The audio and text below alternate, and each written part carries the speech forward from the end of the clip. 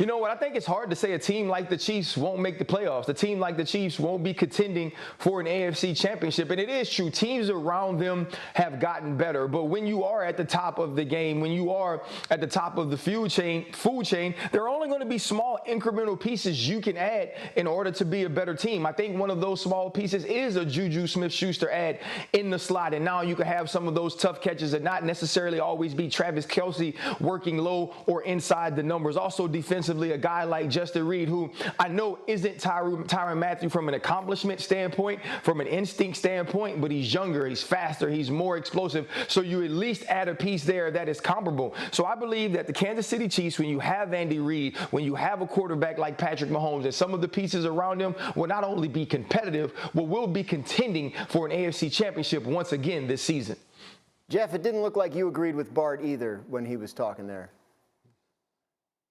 I mean, Bart's a funny guy, but I mean, what is he talking about? That's ridiculous. Give me a break. We're going to pick the Chiefs to miss the playoffs? Like, of all the jokes Bart Scott makes, that's the funniest one. You can't pick the Chiefs to miss the playoffs. Maybe they do. Teams have weird years, but you can't pick them to miss the playoffs. It's everything Ryan just said.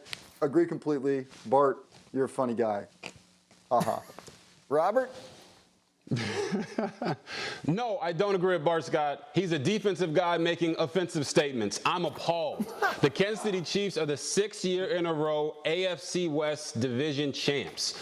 They're not stupid. They see what everyone else is doing, but everyone else is loading up on pass rushers and skill players because they're trying to keep up and compete with what the Chiefs already have.